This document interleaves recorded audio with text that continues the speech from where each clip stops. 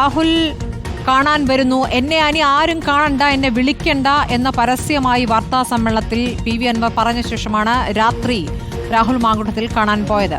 അപ്പോൾ ഇനിയും ഒരു സാധ്യതയുണ്ട്.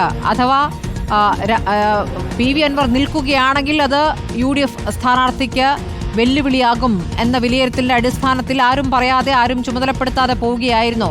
അതൊരു വലിയ വിഷയമായി കാണേണ്ടതില്ല എന്ന രൂപത്തിൽ അടൂർ പ്രകാശം പ്രതികരിക്കുന്നു.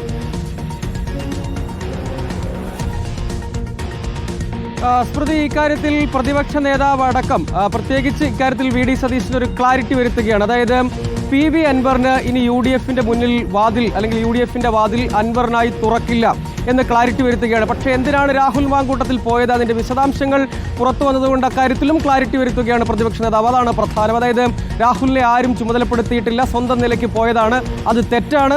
സ്വന്തം അനിയനെ പോലെ ആയതുകൊണ്ട് വ്യക്തിപരമായ ശാസിക്കും, സംഘടനാപരമായ കാര്യമില്ല, അങ്ങനെ പോകേണ്ട കാര്യമില്ല എന്ന് പറയുന്നത് അതിന്റെ വിശദാംശങ്ങൾ സ്വാഭാവികമായും പുറത്തു വന്നതാണ്. പക്ഷേ നേരത്തെ മുതൽ ഈ കാര്യത്തിൽ VD സതീശൻ ക്ലാരിറ്റിയുള്ള നിലപാട് സ്വീകരിച്ചിട്ടുണ്ട് എന്നത് വ്യക്തമാണ്. അതായത് PV അൻവറിനെ തിടുക്കപ്പെട്ട് UDFൽ ഘടകകക്ഷിയാക്കുക എന്നത് പ്രായോഗികമല്ല എന്നൊരു നിലപാട് നേരത്തെ തന്നെ VD സതീശൻ ഉണ്ടായിരുന്നു എന്നത് കാണേണ്ട ഒരു കാര്യമാണ്. അക്കാര്യത്തിൽ മറ്റു പല നേതാക്കളും കുറച്ചുകൂടി നിലപാട് സ്വീകരിച്ചത്, അല്ലെങ്കിൽ കുറച്ചുകൂടി വിശാലാർത്ഥത്തിലുള്ള നിലപാട് സ്വീകരിക്കാനാണ് പല ഘട്ടങ്ങളിലും തയ്യാറായത്. അങ്ങനെ ഒരു നിലപാട് VD സതീശൻ ഒരു ഘട്ടത്തിലും സ്വീകരിച്ചിട്ടില്ല എന്നത് പ്രധാനപ്പെട്ട ഒരു കാര്യമായി തന്നെ എടുത്തു പറയേണ്ടതുണ്ട്. എന്ന് മാത്രമല്ല, ഇന്ന് അതിൽ വളരെ നേരത്തെ തന്നെ UDF യോഗം ചേർന്ന് അൻവറിന് മുന്നിൽ വാതിൽ തുറക്കില്ല എന്ന് പറഞ്ഞു. അതിൽ അദ്ദേഹം പറഞ്ഞത് ആദ്യമേ തന്നെ PV അൻവർ സമസ്താപരാധം ഏറ്റുപറഞ്ഞ് നിരുപാധികമായി സ്ഥാനാർത്ഥിയെ പിന്തുണച്ച് ഇതുവരെ സ്വീകരിച്ച നിലപാടുകൾ തിരുത്തി അതിനുവേണ്ടി സജ്ജമായി വന്ന് നിൽക്കട്ടെ, അപ്പോൾ പരിഗണിച്ചാൽ മതിയല്ലോ എന്ന നിലപാട് ആദ്യം മുതൽ സ്വീകരിച്ചു പോരുന്നുണ്ട് UDF, പ്രത്യേകിച്ച് VD സതീശൻ. ആ കാര്യത്തിൽ പിന്നെയും എന്തിനാണ് രാഹുൽ മാങ്കൂട്ടത്തിൽ പോയത് എന്നൊരു ചോദ്യമുണ്ട്. അതുകൊണ്ട് ആ കാര്യത്തിലും ഇനിയൊരു തർക്കം വേണ്ട, ഇനിയൊരു വിവാദം വേണ്ട എന്ന നിലപാട് പ്രതിപക്ഷ നേതാവ്, പ്രത്യേകിച്ച് UDFന്റെ ചെയർമാനായ പ്രതിപക്ഷ നേതാവ് സ്വീകരിക്കുകയാണ്. അതായത് അൻവർ മത്സരിക്കുകയോ മത്സരിക്കാതിരിക്കുകയോ ചെയ്യട്ടെ, അക്കാര്യത്തിൽ യാതൊരു ആശങ്കയുമില്ല.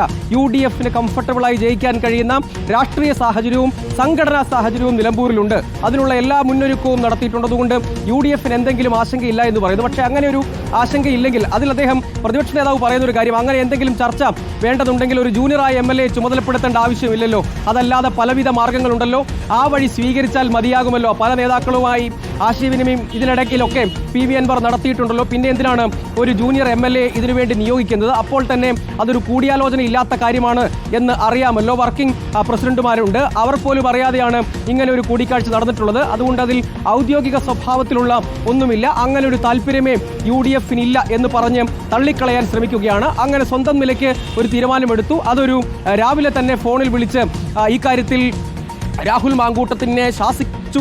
എന്തിനാണ് പോയതെന്ന് ചോദിച്ചു. അത് ആ കാര്യത്തിൽ വ്യക്തിപരമായ ഒരു കാര്യം ചെയ്തു, അത് തെറ്റാണ്, അത് സംഘടനാപരമായി തെറ്റാണ്. പക്ഷേ സംഘടനാപരമായ നടപടിയുടെ പ്രശ്നമൊന്നുമല്ല. ആ കാര്യം പൂർണ്ണമായും അതിൽ ക്ലാരിറ്റി വരുത്തുകയാണ്. അതിൽ